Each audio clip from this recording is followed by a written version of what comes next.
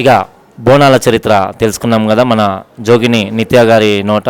మరి అదేవిధంగా బోనాలంటేనే సికింద్రాబాద్ అంటేనే ముందుగా గుర్తొచ్చేది పుట్టా దేవరాజ్ పోతరాజు.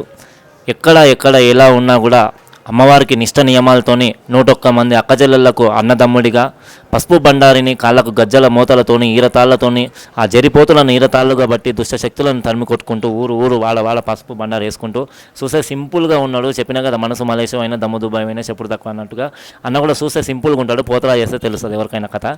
సో రంగంలోకి దిగుతాడు కాబట్టి రేపు అమ్మవారు స్వర్ణలతమ్మ భవిష్యత్తు చెప్పంగానే మన అన్న గావు కార్యక్రమం ఉంటుంది. దానికన్నా ముందుగా మన భజన పీఠాధిపతులు అదేవిధంగా గోపాల్దాస్ భజన మండలి భజన పీఠాధిపతులు మన గురువులు అందరూ కూడా బోనాలతో పాటు నిత్యమ్మ గారితో పాటు మన నాగర్పమ్మ ఈరోజు ప్రత్యేకంగా ఆంధ్ర నుంచి నాయుడుపేట నుంచి అమ్మవారు కూడా విచ్చేయడం జరిగింది, నాగర్పమ్మ అమ్మవారు కూడా. సో వీళ్ళందరికన్నా ముందుగా మనం ఒక మాట దేవరాజు అన్నతోని ఆశీర్వాదం తీసుకొని తర్వాత అందరితో 2 నిమిషాలు మాట్లాడించుకుంటా. అన్న శనార్థే లస్కర్ బోనాల శుభాకాంక్షలు తెలియజేసుకుంటూ ఇవాళ ఈ కార్యక్రమం ఎన్ని సంవత్సరాల నుంచి చేస్తారు మన ఇంటి నుంచి పలారం బండి? కారణం ఏంటి అంటే ఏదైనా ఒక కారణం లేనిదే పలారం బండి కానీ అమ్మవారి తొట్టెల కానీ వెళ్ళదు బయటికి. సో ఏం కారణము మీ గురించి ఫస్ట్ మీ పరిచయం అనేది బోనాలు ఎప్పటి నుంచి తీస్తారనేది చెప్పండి. అందరికీ నమస్తే.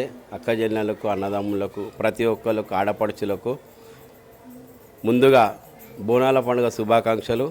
నేను ఉజ్జయిని మహాకాళి టెంపుల్ పోతరాజ్ దేవరాజ్.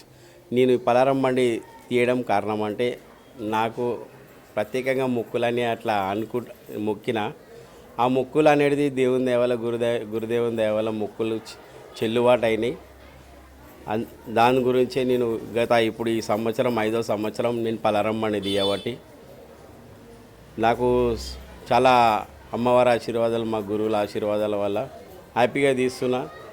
నేను గత 30 సంవత్సరాల నుంచి ఈ పోతరాజు వేషధారణ చేస్తున్నా. ఆ పోతరాజుల వేషధారణలో కూడా అక్కడ కూడా ఉంటా. నేను అట్లనే మా గురువులది బురాన్పూర్ మేము కబీర్ సిద్ధాంతం కూడా ఇక్కడ కూడా ఉంటా. నేను మా గురువులది కూడా ఆశీర్వాదం ఉంది. మా ఉజ్జయిని మాకలమ్మను కూడా ఆమెని నేను నమ్ముకున్నా కాబట్టి ఆమెను కూడా వదలకుండా మా గురువులను కూడా వదలకుండా నేను ఈ జన్మకు ఏ జన్మంలోనో చేసుకున్నా నాకు ఈ పుణ్యఫలమో కానీ ఇది దొరికింది కాబట్టి ఆ ఇద్దరిని కూడా ఇడవకుండా మనసా తను దాన్ని అన్నట్టు అన్ని విధాలుగా వాళ్ళకి అర్పితం చేసుకొని నా జీవిత ఆధారం కొనసాగిస్తున్నా. మా గురు మహారాజ్ కూడా గోపాల్దాస్ భజన మండలి మా గురు మహారాజ్ శంకర్ బాబు గురు మహారాజు ఉన్నాడు. మా గురు మహారాజ్ కూడా ఒక 2 నిమిషాలు మాట్లాడాలని కోరుకుంటున్నా. సో ఓకే అన్న, చాలా బాగా చెప్తున్నారు.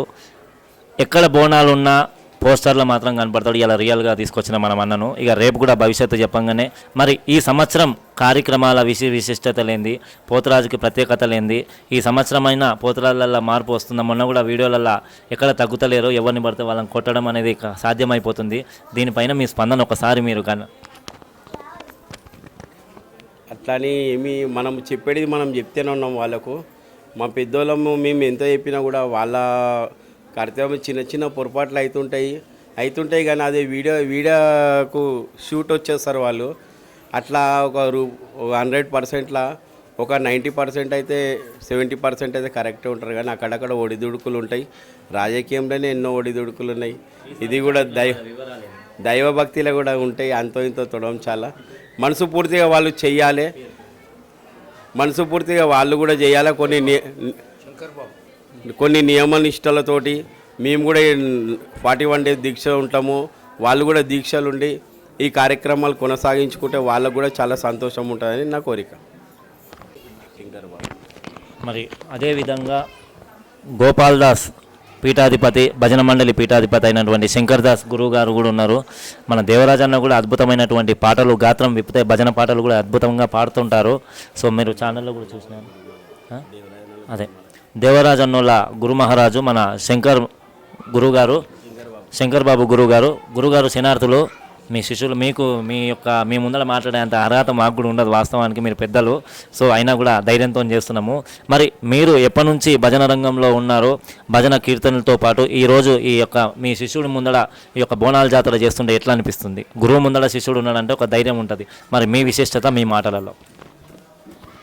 మొదట బోనాల శుభాకాంక్షలు, సికింద్రాబాద్ బోనాల శుభాకాంక్షలు తెలుపుతూ మీరు అడిగిన ప్రశ్న ఏమంటే మీరు ఎన్ని సంవత్సరాల నుండి భజన సిద్ధాంతంలో పట్టు ఉన్నారంటే, నేను మా అమ్మనైనానే ఉండిరి.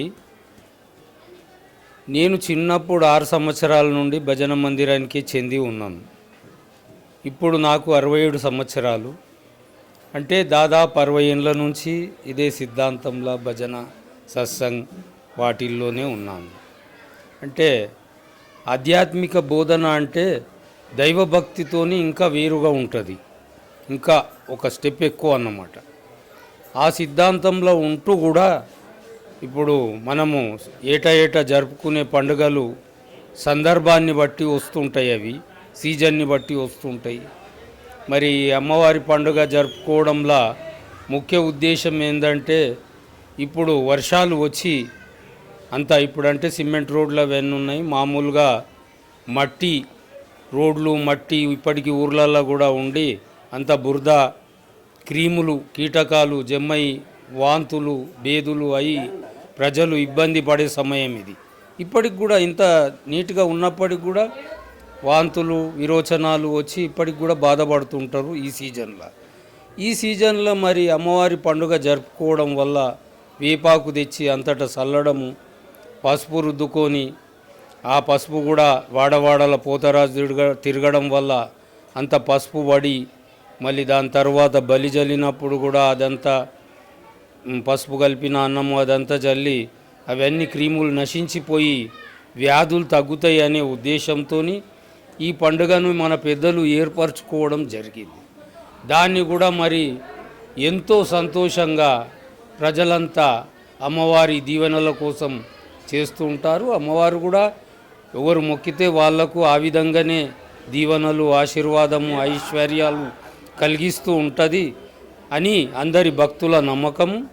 ఆ విధంగా మనము ప్రతి వాడ జరుపుకుంటూ ఉంటాము ఈ పండుగని. అంతే, ఇంతవరకు చెప్తూ ముగిస్తున్నాను. మీ అందరికీ మీడియా ఇక్కడ ఉన్న భక్తులకు అందరికి కూడా వందనాలు తెలుపుకుంటూ ముగిస్తున్నాను. థ్యాంక్ యూ గురుగారు, చాలా చక్కగా వివరించారు. మీకు కూడా ప్రత్యేకమైన ధన్యవాదాలు. ఎందుకంటే గురువులు అంటే మామూలు గురువులు కాదు. మేము ముట్టక ముందు నుంచి కూడా ప్రత్యేక స్థానం వారిది. ఈరోజు నిన్నగాక మేము మొన్న వచ్చి 4 పాటలు ఏదో డీజే పాటలు నేర్చుకొని స్టేజ్ మీద దుంకుతున్నాం. కానీ వీళ్ళు ఒకప్పుడు అమాసకు కానీ పౌర్ణమికి కానీ రాత్రి 8 గంటలకు అన్నం చిన్నంత బువ్వ తిని చింతకాయ తొక్కేసుకొని బువ్వ తిని వచ్చి కూర్చుంటే తెల్లారి 6 గంటల దాకా అవ్వతోడు లేవకపోతుండే. ఇప్పుడు ఒక బాటిల్ కనిపిస్తే 4 ఎక్కడ పోతుంది, చెయ్యి ఇక్కడ పోతుంది అవ్వతోడు చెప్తున్నా. అందుకనే అమ్మ బయలెళ్ళినాదో నాయన దేవరాజు కాక కాలి గజ్జ కట్టి ఎల్లిన్ను నాడురో మంకాలమ్మకు. జై మంకాళి.